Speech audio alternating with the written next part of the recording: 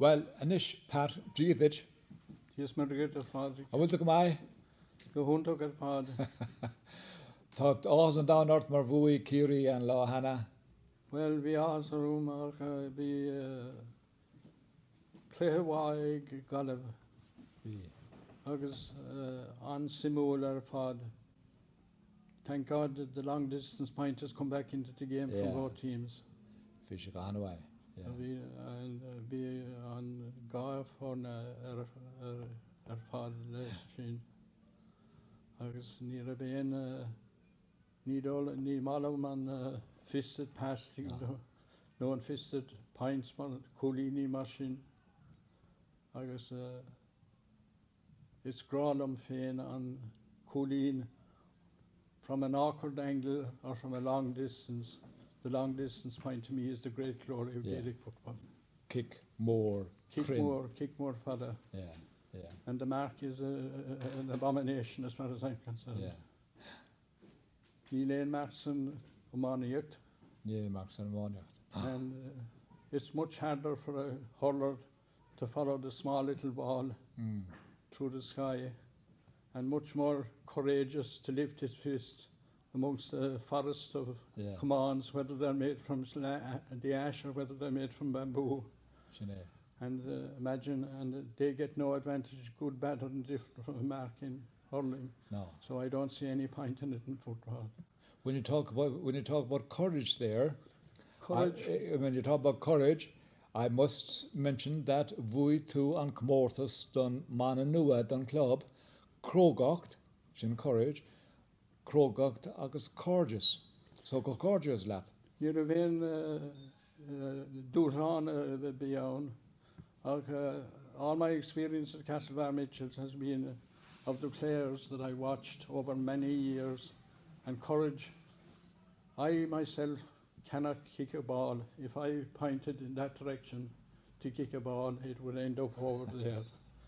But to watch these young people kicking the balls so expertly, to watch the courage that they have to do, to fall on the ball, to block an opposing forward, all these things that they do. To me, there's courage there. There's courage in trying, courage in failing sometimes. Even the failures are not failures at all because they've tried. And God loves a trier, and by God, I love a trier too. Yes. I remember one player in particular that I saw winning in a county championship medal. He was brought on at the last minute. And I had watched him through many years of trying. I was half afraid that the trainer of the day would not bring him on. When he was brought on, I went down. I did something I'd never done before. I went down to the field and I congratulated him. That man was Kevin Phelan. I don't know if you remember him. Oh, yes. He played so many times. Yes. He went so near, never went there. I was half afraid he wouldn't be brought on, but he was brought on about 2 minutes to go. Yeah. And I was so delighted for him. To share a great servant to the club, a courageous servant to the club. Yeah. By the way, he scandalised my wife. He was sitting behind us at the Donegal versus Mayo, All Ireland, and the language he was using was somewhat fruity and shocked her. And I said to her, don't take a blind bit of notice of it. I said, he just loves the game. Yeah. And he just loves Mayo football. Yeah. Passionate. Yeah. Passionate. Yeah. And the great pity, of course, was that it didn't win that day. But my wife, as his Donegal woman, was delighted, of course. Yeah. But Kevin Phelan, to me, embodied a lot of the gifts of Gaelic football. Yeah. He loved this club. He played for many years. A long time. A long time. And eventually he did win, after playing, even if it was only for 5 minutes, the county championship medal. And I was so pleased for him. Yeah. It's wonderful to see a player who has laboured so long in the vineyard and given eventually being rewarded. Yeah, and he's still involved in the management side. You see, he is still involved. That does not surprise me in the least. That does not surprise me in the least. Yeah. So, Pat, vi tossa I the Cairdeas an club. For a couple of years for my sins, yes. Yeah. I was recruited into the club by the late Eugene O'Shea, God rest him. I was named onto the executive committee in absentia. It reminds me of Brendan Behan, who said once that he was court-martialed by the IRA. He was sentenced to death by the IRA in absentia, so that they should shoot him in absentia. Eugene O'Shea nominated me onto the executive in absentia, and my first AGM was a fascinating exercise.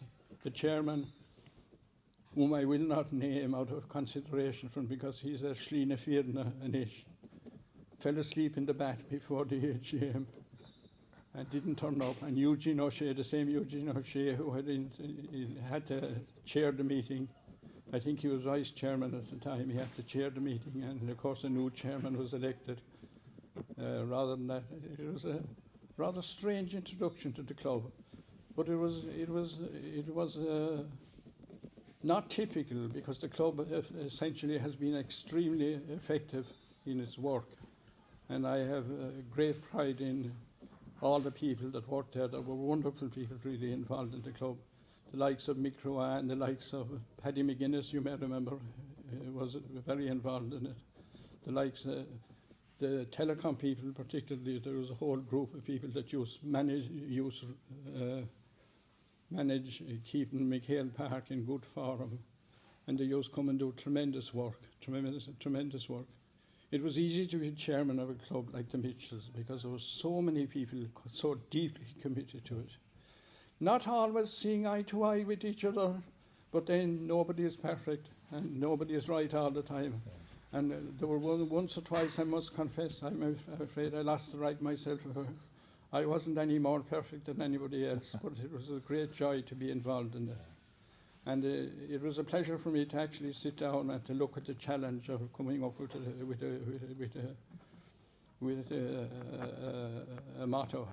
Crógacht, courage, both moral courage and physical courage. Yes. Yeah. There was no lack of that in the Mitchells, and there is no lack of that in the Mitchells today, from all I hear about it. And Cairdeas, friendship, there were wonderful friendships. Yes. I remember one Mitchell man whose son, Mick Flynn Jr., played for the Mitchells and won a couple of country championships. His father, Mick Flynn Sr. I remember at his funeral, Patsy Harkin and some others jumping into the grave at his funeral and singing the favourite song of his wife, I'll Take You Home Again, Kathleen. And they were stone cold sober. This was absolutely thing. It was a wonderful, wonderful thing. I nearly cried listening to them singing it. And Patsy Harkin, as you know, was on the choir, on the church choir for many years. He had a beautiful voice. Yes. And the others that went in with him, that had played with Mick Flynn Sr. and won a couple of county championships with him. To me, that was the friendship. And I saw that not just in that one incident, but I saw it in many, many other incidents here. There were other people, there were so many people who have died now. Paddy Kerrigan, I don't know if you remember Paddy Kerrigan, worked with Mick Flynn. Peter Murphy, who died relatively recently. Yes. Peter was a great workman. I think Peter was chairman of the sports complex for quite a number of years and did great work there. Yes. Yeah. But he was always a great Mitchell man, and a great man to actually meet and just have a chat with. Yes. So, bravery, courage, fearlessness, friendship, these I think are the things that to me spell the Mitchells. Yes. And it has been a great pleasure for me to be involved. When I left, I decided that it was time for a new generation to come up. And the likes of Peter Leo Doherty, for example, the likes of John Brennan and others came up and took over. But I think actually I left, I think Patsy Harkin was the first chairman after I left, and Patsy was a great chairman because, of course, he had been a wonderful, wonderful player. Yes. I was not in the least bit able to play, but I admire the players so much for what they can do that I couldn't do. Mm-hmm. You have a choice in life when you see people who can do things that you can do. You can be jealous of them, or you can just simply recognise that God gives different gifts to different people. Yes. Yeah. And they have that gift. My gifts are slightly more cerebral, perhaps. Well, you had your own talents, Pat. Whatever they were, yeah. Yeah, not alone for the club, but I remember you in years gone by, you were a whiz kid on the quiz teams around town and around the county. Well, I must say, Pádraic, at times I was ashamed because I was a bit arrogant at times and that for the front. But there is a lovely story. I don't know if you know John Burke, that's involved in the credit union here in Castlebar. Yes, he was very involved in the Mitchells too for many, many years. Black John Burke, as we called him, to distinguish him from Red John Burke. The two of them worked for Telecom at that time. I was involved in the Micro Murphy quizum and I missed the last question. What national title did Miss so-and-so win? And I didn't know the answer and I didn't win a car, of course. And I was very down in the mouth about it. Yeah. But John Burke, about a month afterwards, said in the Sportland here when we were doing some work, he said, "Do you remember the story of the Kerryman who was reared 11 miles from Tralee, who didn't know the name of the current Rose of Tralee and didn't win a car as a result?" Now, he said it so nicely and so gently that I had been down in the mouth about the fact that I'd failed to win a car, but I broke my heart laughing when he said that. And it wasn't meant in malice, it was meant in the most gentle way. And to me, again, it's a sort of thing when people can say that to you and can lift your spirits a bit. Yes. And you begin to realise that winning a car is not a very important thing at all. It doesn't matter a damn at the end of the day.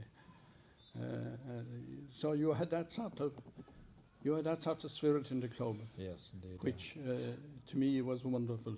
And which is still being carried on, Pat. I know because I'm involved in the committee now, and I can see it in action. I can see it out there in the fine pitches that we have out there. This is what it's all about. These young fellas out here playing football. It's the only thing that's important.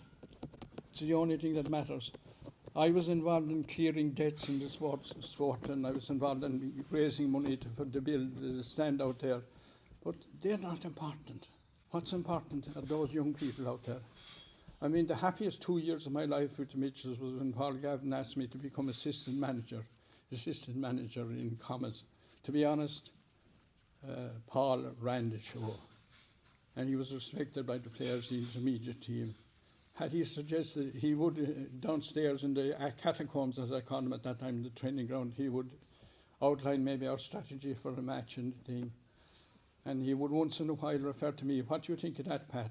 Had he suggested that we practice with square balls, I would probably have nodded my head and said, "That's fine, Paul, that's fine with me, if that's what you want to do." Yeah.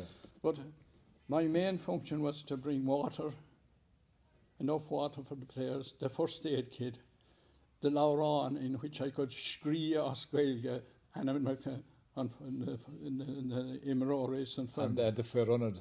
I was in the Ferrunad and handed to the referee. Yeah. That's what Paul wanted to have. We gra dain ag Paul don Gaeilge ach ní raibh an Gaeilge go raibh flúiseach aige, and he wanted me for that purpose. For 2 years we went to all Sats Mayo. In one season we played 27 matches, and we won every one of them. It didn't matter whether we won every one. That was the intermediate team. In the intermediate team, we won every one of them. But that didn't matter. Yeah. There was a wonderful spirit amongst the team, and Kevin Phelan was one of the people I remember. Right. Declan Kilkelly, for example, was one of the others. Yes. Now, the thing that used to drive Paul crazy, of course, was we'd be standing on the sideline, and after a quarter of an hour, he'd say to me, without naming names now, "The bastard never told me that he played soccer this morning. He's run out of steam completely. I'll have to take him off and I'll have to put somebody on." Paul didn't mind whether they played rugby earlier in the day, whether they played soccer earlier in the day, whether they played anything, basketball earlier in the day. All he wanted was to tell him the truth before the game. Yes. I'm a bit puffed out, Paul. You can bring me on for 15 minutes, I'll last. But Paul, there was a wonderful spirit in that team. And it wasn't important in a way that we won so many games, but it was the icing on the cake, you might say. Yeah. Because every that team, bond among all the players. There was a bond amongst them. And the management. That was when I saw Kevin Phelan, and Kevin Phelan was a great servant of the intermediate team, and that was why I was so happy when years later that he won the county championship medal. Yeah. And that's important. Winning, losing, you have to have the courage to face both of them. Yes, indeed. Well, life has got its ups and downs. Life is like that. It's a great preparation for a life, isn't it? It is. To accept defeat as well as enjoy the victory. It is. Can I tell you a true story about Pat Lynch, which is perhaps not relevant to this, but perhaps it is relevant to it.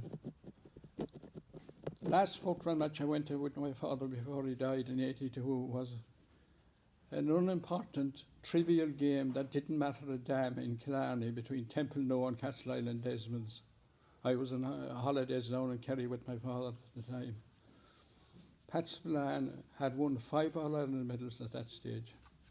This match was at the end of the season. It was an autumn match. It was totally trivial, unimportant. It didn't matter which team won it. It didn't put him up, it didn't put him down, it didn't relegate him, it didn't do anything. He was a madman. He went around the park in Killarney shouting at the rest of the players to get Templenoe to beat Castle Island Desmonds in a totally trivial match. Yeah. And I looked at that. You could say that he was a lunatic. To me, it meant here was a man who had won everything there was to win in Gaelic football. But the most important thing to him was that his own little place, where he was reared and where he was born, should win a match over my little place, Castle Island. The glory of the little village. The glory of the little village, the home place. Yeah. And that's why clubs like the Mitchells, clubs all through Mayo, clubs everywhere in every county, it's so important, that sense of place. A sense of pride. A sense of pride in it. Yes. You don't have to win, but you sure as hell try. Yes. And to me, that was the real Pat Spillane. Yes. To me, that was more important than all the All-Ireland medals he ever won. That's great. That's very interesting.